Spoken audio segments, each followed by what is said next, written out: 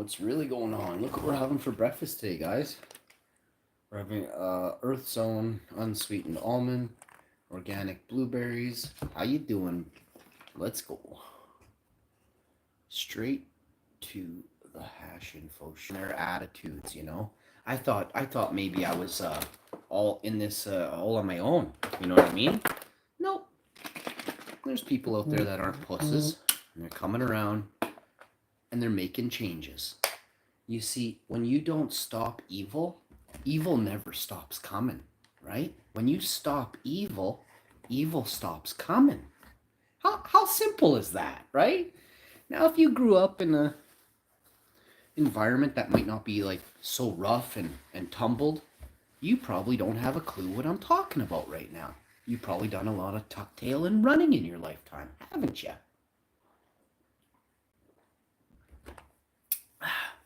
Now, there's going to be some people that say, oh, there's nothing wrong with that. Are you going to tuck tail and run? If your sister's being attacked, if your mom's being attacked, if someone's attacking your elderly dad, your elderly grandpa, you going to stop them?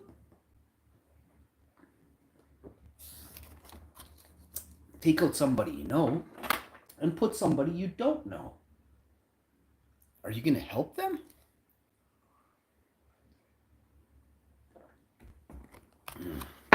This world is full of armchair quarterbacks. Now, again, most of you who don't play sports have no clue what I'm talking about. An armchair quarterback is somebody who will think they can do a better job than the players who have been practicing and playing for 20 or 30 years straight. This could be a hockey armchair quarterback. It could be a soccer armchair quarterback, which I find very hilarious. I also find boxing armchair quarterbacks and UFC armchair quarterbacks hilarious. As a dude who's absolutely knocked down a whack of dudes in his lifetime, a whack of grown men, far bigger than I am. I'll tell you straight up.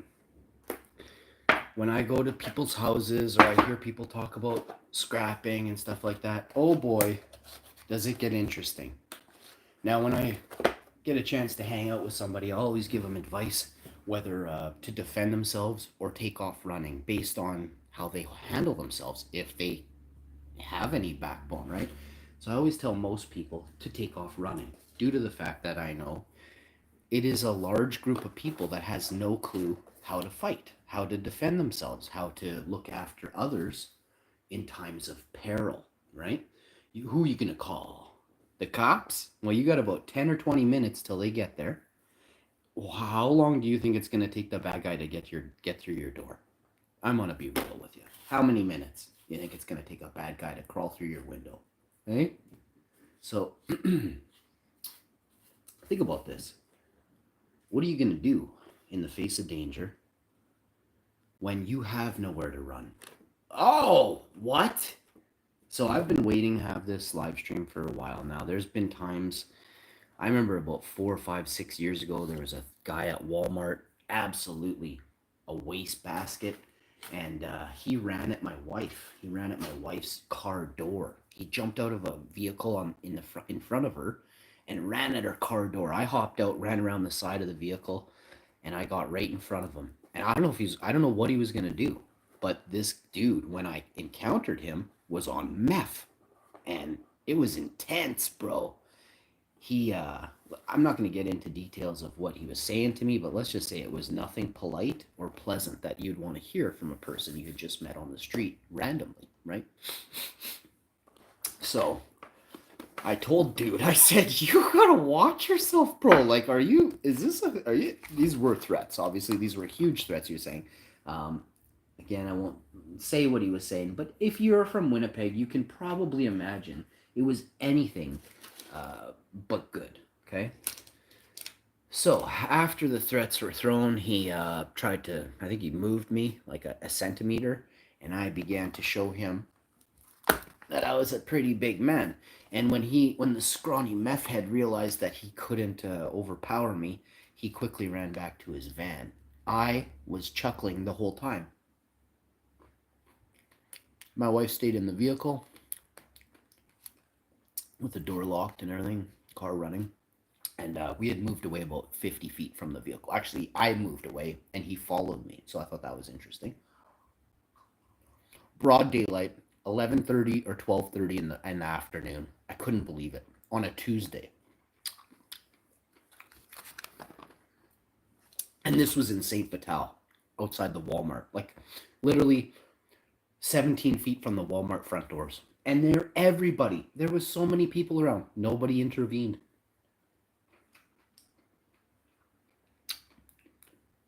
If the shoe was on the other foot and if I saw an altercation, I would walk up, listen, and if I noticed that somebody was being bullied, I would intervene quicker.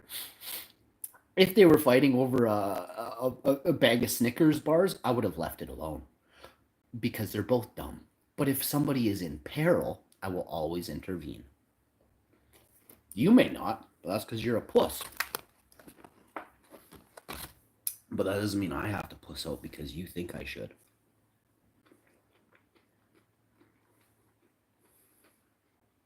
And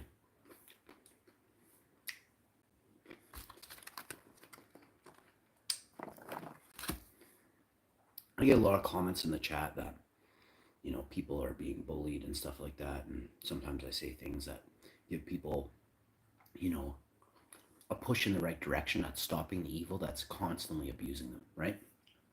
Whether it be verbally, psychologically, is verbally and mentally. And then there's physical abuse, right? When you talk down to somebody, that's verbal abuse. And if you talk down to somebody behind their back, you have to think that maybe somebody's going to find out, right? So, for whatever reason, however they do, right? Lots of people with low IQ can't keep their lips sealed. So what you'll have happen is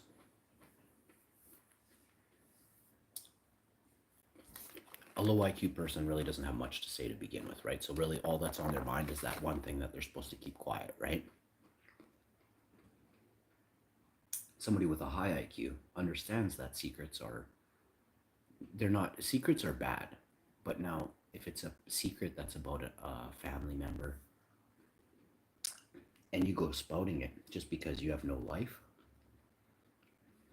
you're basically throwing rocks in a glass house, meaning you're no better. Your life, you've done things that you regret. I at least say sorry, whereas other people will never admit they're wrong, right? Horrible traits. Ignorant people are some of the most uneducated. You may think you're smart, but if you don't know how to spell, read, and write, on my level, you're not smart. Because I'm not the smartest person in the world, but I'm very smart. Je peux aussi parler en deux langues. I can also speak in 2 languages, so you're not on my level. I'm probably in the top 80, 90 percentile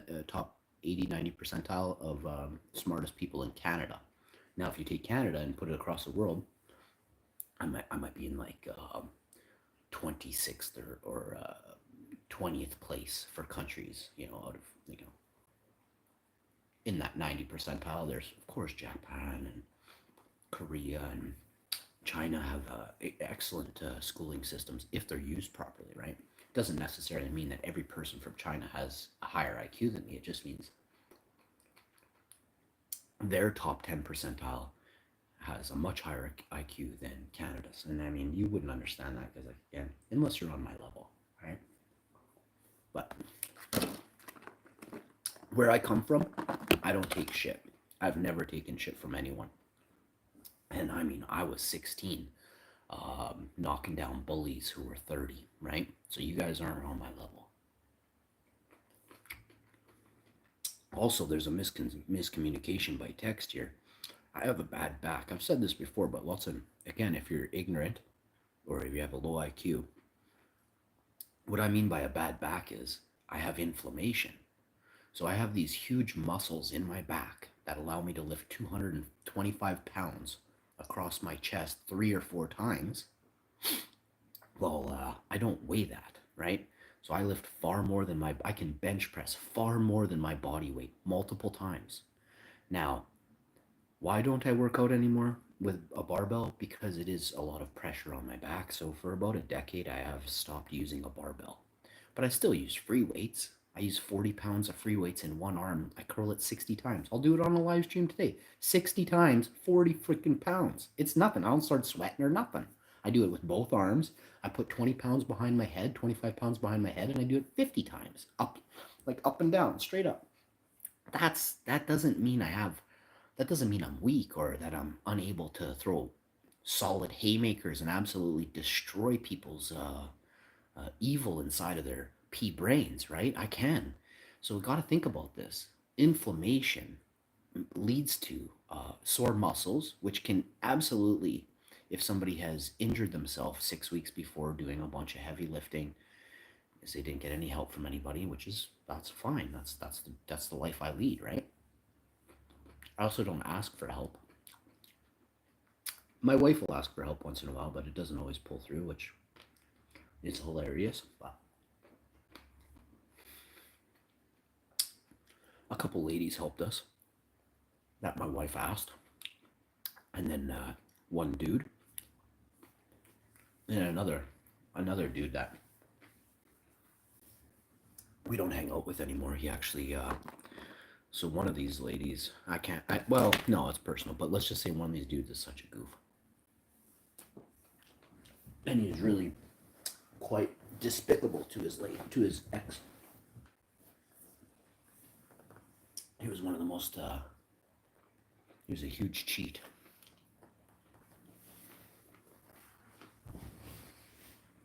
This guy was going to go to Mexico with another woman, and he got engaged to her while he was living with another woman for 7 years. I wanted to beat him up, but my wife wouldn't let me.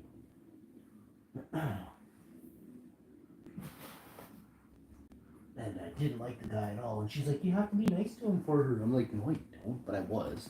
But I shouldn't have been, because about 6 months later, he ripped the girl off again, stole a bunch of her money, and she had kids and stuff. So it was just an absolute, a typical loser dad from Winnipeg action, right?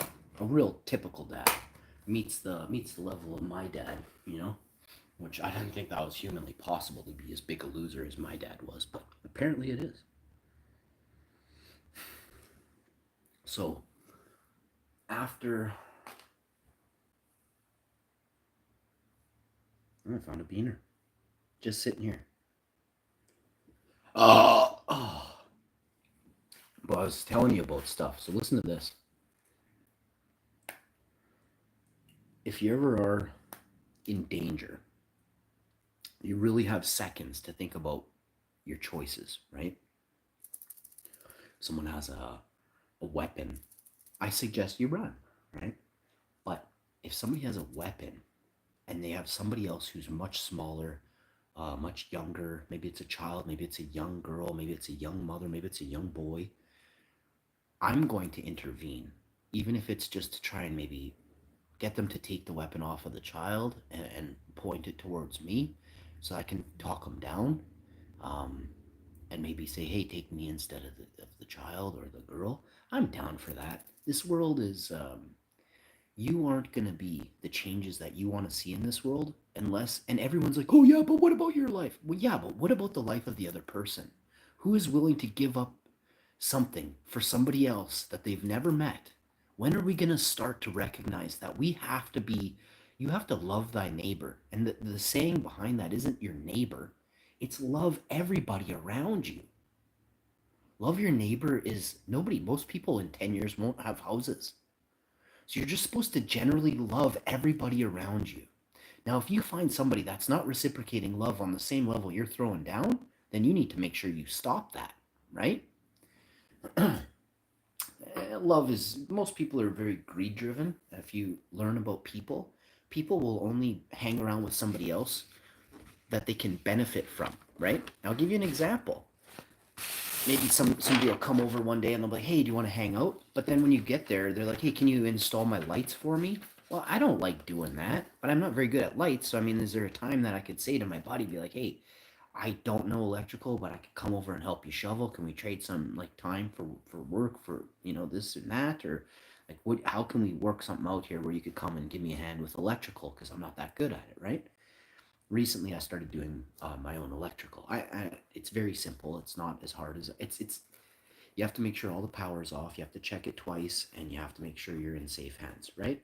Don't have water on your hands, stuff like that. Lighting is actually very easy to change out. I changed out 2 lights in seconds. Seconds. So, um, I got a couple ceiling fans, and then I'm thinking about doing my own heater as well. My own heaters today or tomorrow. So I'm gonna maybe text somebody in a couple days to see if they can. But if they can't, then I'm gonna do it on my own. Because well, I've got to start to do stuff on my own, further past whatever else I know. I have taken on a lot of jobs, completed a lot of tasks in my life to give me skill sets that most people haven't acquired at double my age, right? I understand a lot of skills that most people may never understand. So suck on that.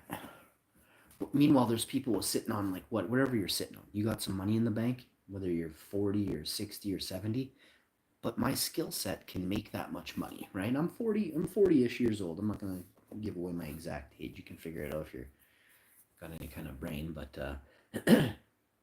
where I'm from, my family, my mom is still working. My mom works 7 days a week, um, 8, 9, or 10 hours a day during some of those days. Sometimes she'll take a day off, and sometimes she gets 2 days off, but sometimes she fills in for people that don't show up. So her day off turns back into those days she works, right? That's what I was getting at. Seven. Normally she has 1 day off, and then she started asking for two recently. And now my mom is done working for the summer. She's about to do her own thing, and she made a boatload of money. She's in her 70s, and she works with a hard labor job. And my mom is a woman, right? I don't know if like there's people out there that maybe their moms didn't start off as a woman. My mom has been a woman her whole life. She had a C-section and gave birth to me, and she is she gave birth to me in the 80s, or in about that time. So my mom is quite old. Um, she's not ancient or anything, but she's not a spring chicken anymore. My mom scuba dives. She goes jogging. My mom jogs on a treadmill. She does light running. She lifts heavy stuff, maybe 60, 70, 80 pounds. She has a bad back, as do I, as do most people who have done anything with their life with regard to lifting heavy things. You acquire a bad back based off of how much you do in your time, right? Or you could just be playing sports and initially get a bad back from that, right? But most people I grew up with got a bad back from working, right? From lifting, right? Concreters, construction. So if you have a bad back, um, it's not that you're weak, it's that you are laid up some days. But if you see me not laying down flat in the bed and I ain't groaning, then it means my back ain't super sore that day, right? Um, I don't know how people can actually think that someone's strong, but then again they're like, but then again this person has a bad back, right? So it doesn't make sense. I know a lot of people with a bad knee, a bad back, missing fingers on their arm, a steel plate in their elbow. Um, my best friend has a steel plate in his elbow. He's missing his pinky finger. He was driving a dirt bike down the railroad tracks, and it spun out. And this was a long time ago. This was before there was like even helmets on on bikers and stuff. Like, and his elbow was split open. His forearm split open, and he had to carry his arm to the hospital. His arm was dangling. It wasn't attached, so he had to carry, like, it was still, his flesh held it together, but it was dangling. He had a dangler, and my bro walked himself to the hospital. You understand? And his pinky was gone. He was missing his pinky, sheared off. His hand was all bloody. His elbow, his forearm was all bloody, covered, soaked, bones sticking out of his arm. He has screws and steel plates in his elbow, in his whole forearm. That's one of my best friends. Um, uh, I don't want to get too technical, but one of my other bet, and he's huge. The guy I'm telling you right now, he's 6'5", 250, and he's a brick. shithouse, period. No one in the city is tougher than my buddy, period. When you see this guy, you talk really softly around him. And my other buddy, that is his best friend and my best friend, they were best friends first because he's 10 years older than me. Uh, my other buddy is 8 years older than me. He's a construction worker. My other buddy is an oil rig worker. He's way high up on the thing. He was a derrick hand. He went all the way through all the things you do on an oil rig. He's not the boss. He's high up. He makes a fortune. Makes like $200,000 a year, maybe more. But he misses out on a lot of family time to do that. He has to move. He has to be away from his two kids, right? And I know it pains him. It kills him. But this is the world we're forced into, okay? Now, my other buddy, construction, concreter, there was one time at a bar, and there was like a couple big guys, and they beat up my buddy really bad, and his jaw was wired shut and everything. My buddy took a couple of them out by himself. I think there was 3 or 4 guys. I don't remember anything. This was a long time ago. I don't remember. I wasn't there, but this is a true story. And my buddy had his jaw wired shut, and like a whole bunch of stuff happened to him that day. Like he was in peril, and my other buddy came and picked him up and carried him, took him where he had to get some help, right? But once you've been in situations like that, once you've had like stuff, and again, I'm kind of holding back. I also didn't tell you some other stuff because I don't want you to think I have bad friends. My friends are the nicest people that get caught up in some of the worst situations that happen out of the blue, right? So, it's just Winnipeg, right? This is Winnipeg. So these guys they were actually picking on a girl. My buddy said, "Hey, leave her alone." She left the bar. She left because she was super scared of these guys. Like they were being super weird. And my buddy's a big guy, but these guys were huge too. But these other guys were so wasted. I think they hit my buddy with a chair. I can't remember the specifics of everything, but I think they knocked him. One guy hit him from behind with a chair or a stool or something, and it really caved his back in. And then he went down, and they started kicking him and punching him while he was on like hands and knees stuff. And he got back up, dizzy as you couldn't believe. He grabbed one guy, squished his head somewhat, and then did another guy. He started pummeling him, and then the other 1 or 2 guys. Well, you only have so many hands, right? And for some reason, whoever was there was all chicken shits. They didn't intervene, right? So my buddy got stomped in a place where he was trying to protect a woman, right? So, but that was in the 90s. Where I'm from, where I live in Winnipeg, it's very dangerous. Where you live, it's probably not that bad, really, honestly speaking. They may say, "Oh, this is dangerous," but I go to these places where they say it's super dangerous, and I didn't have any problem. Yes, I wouldn't go back to those areas where I was in Vegas at the furthest area because I had some serious problems. Like I don't like talking about exactly the 2 times, but one time this smaller dude he pulled something out on me, and I just started running, and it was 3:30 in the morning, and I'm running down the street that connects Fremont to I'm running down the street that the pawn shop is on, all the way back to like down the street the Flamingo is on. So it's like the strip, like Vegas Strip, but it's at the far end that connects on the left with Fremont. At the very end, it turns left and it turns into Binions or whatever, Fremont Strip or whatever, with the hang glider in the sky thing there. And so I'm just cooking past all these 2-story rental apartments, and you can tell like these are the places where the lowest, like the people with the least amount of money in some of the United States live, because Vegas is very cheap. If you understand what I'm saying, Vegas is one of the cheapest places on the face of the earth to live for an English speaking person. Okay, period. So now that that's out of the way, I don't think any of you really knew that, but this creates and generates a lot of poverty.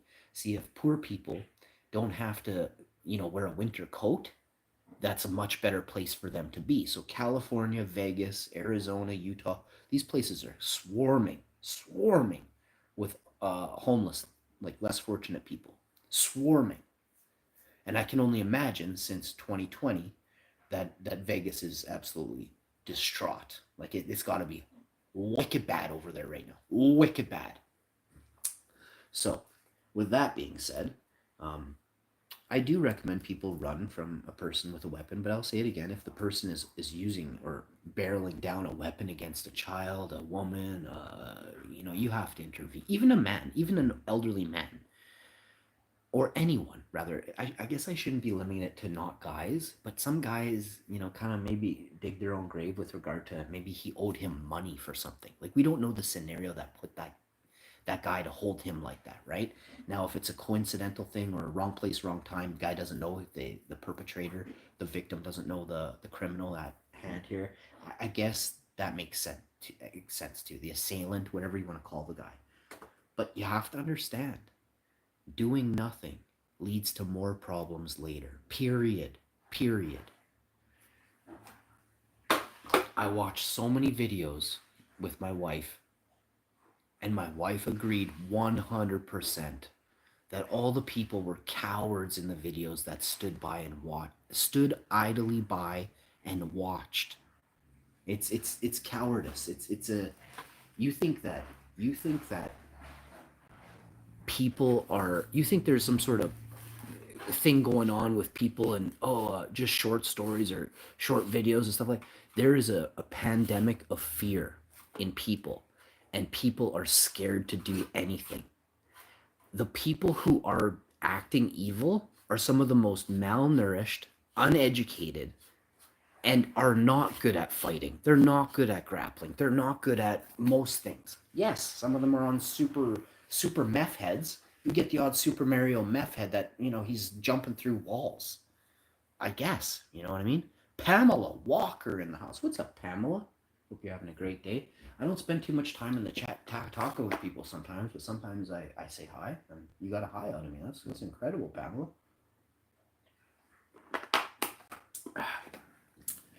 And it's nothing against you. If I know you, if I've seen you in here before, you're going to get a lot more out of me, right?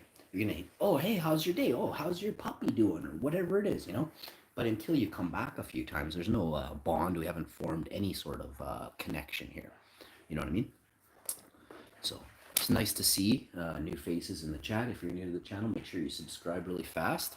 Time's running out. I'm almost a millionaire. And once I'm a millionaire, I'm doing a giveaway. Once I'm doing the giveaway, anyone who is already subscribed for over a month will be entered into that giveaway. We will be giving away $1 to every person in the chat times 10. So if there is 3,642 people in the chat, I will give away that day $36,420. That's pretty awesome, isn't it? If there is 5 people in the chat, I'm not giving nothing away. I'll do 10K to one person, or we'll do like $10 to 3,642 people. You know what I mean? You guys have a choice.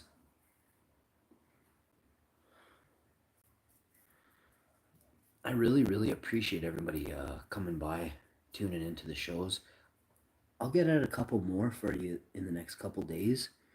Similar to this one, I want to influence doing the right thing.